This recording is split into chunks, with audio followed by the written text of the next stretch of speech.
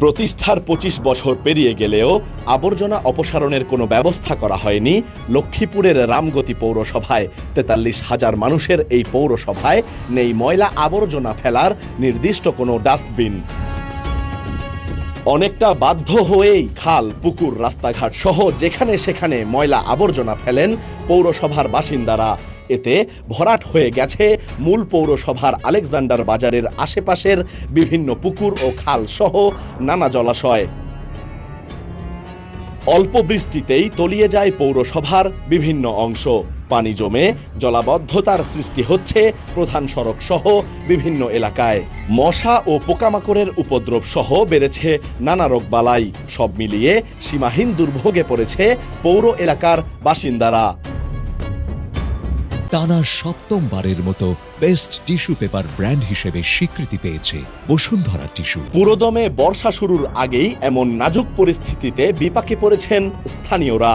ময়লা আবর্জনার দুর্গন্ধে নাকাল পথচারী, শিক্ষার্থী ও ব্যবসায়ী সহ নানা শ্রেণী পেশার মানুষ। তবে এখনো নীরব পৌর কর্তৃপক্ষ।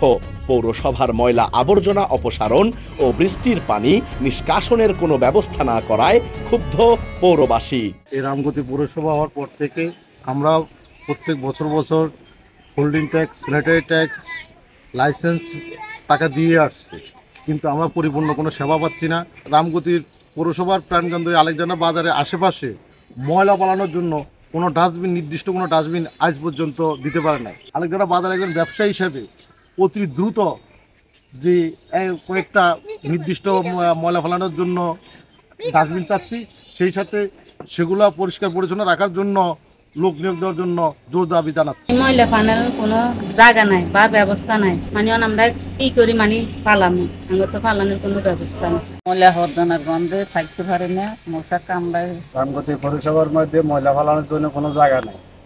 এই কারণে মানুষ, বাজারিয়ারা বা পোস্টলিয়ারা যারা আছে সবাই আবার তবে ফেলা, কাজটা ফেলা, খালে ফেলা বা পথে ঘাটে ফেলা বা রাস্তার কানে মেলা। ময়লা হালানোর কোনো জায়গা নেই।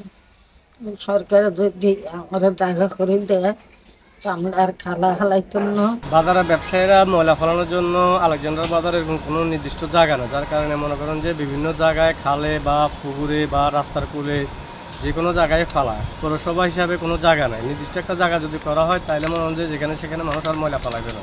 আমাদের এখানে ময়লা ফেলার জায়গা নাই, যদি ময়লা ফেলার জায়গা করে দেয় তাহলে আমরা ওইখানেই ফেলাবো। স্থানীয়দের দাবি, সাবেক পৌর মেয়র ও সংশ্লিষ্টদের সদিচ্ছার অভাবে ময়লা আবর্জনা ও পানি নিষ্কাশনের ব্যবস্থা হয়নি রামগতি পৌরসভায়।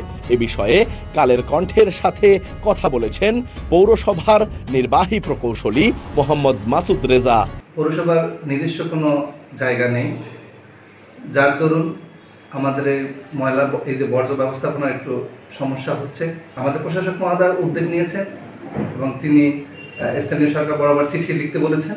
যদি স্থানীয় সরকার থেকে যদি আমাদের কাছে কোনো অনুদান আসে, আমরা একটা জায়গা কিনে ডাম্পিং স্টেশন করার আমাদের একটা পরিকল্পনা আছে।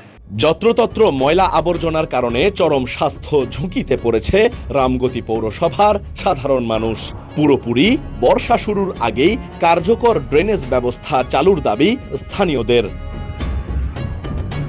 লক্ষ্মীপুরের রামগতি থেকে আমানত উল্লাহর পাঠানো তথ্য ও ভিডিও চিত্রে ডেস্ক রিপোর্ট, কালের কণ্ঠ।